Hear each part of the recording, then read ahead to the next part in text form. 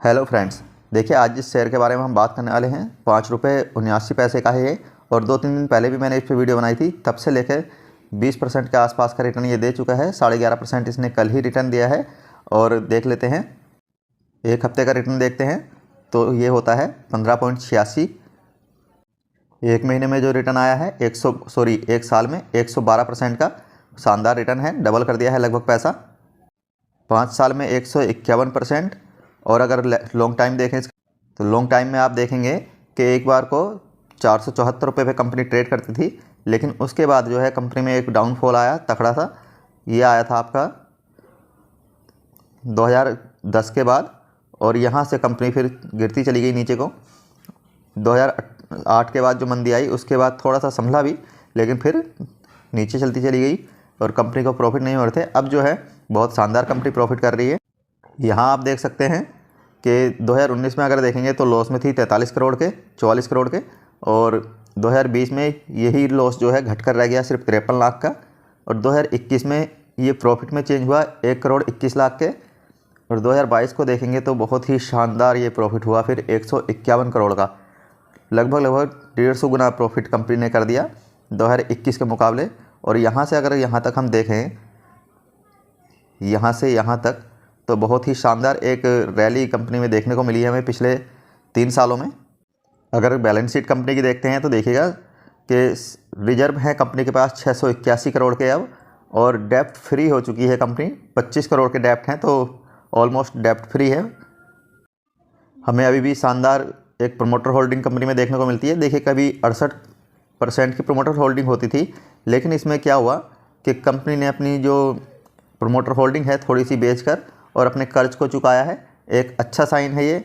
और इसमें देखिए, अब जो DI कहीं होते नहीं थे, अब DIV ने भी एक छोटी सी एक 0.35% की एक हिस्सेदारी इसमें ली है।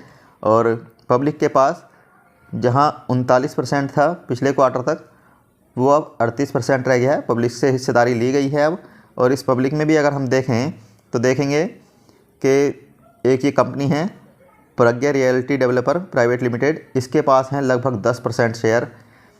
इसके बाद first India infrastructure private limited है, इसके पास 5% है, तो 15% तो यही हो जाता है।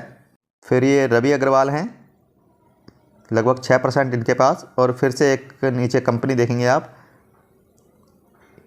एरिस्टो रियल्टी डेवलपर, लगभग 3.5% की हिस्सेदारी। तो कुल मिलाकर आम पब्लिक के पास कुछ भी नहीं है कंपनी में बचा हुआ।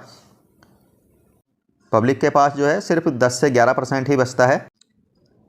कंपनी की अगर सेल्स ग्रोथ देखें तो देखिएगा, पिछले 10 सालों में कुछ नहीं थी, 5 सालों में 1% से बढ़ी थी बस।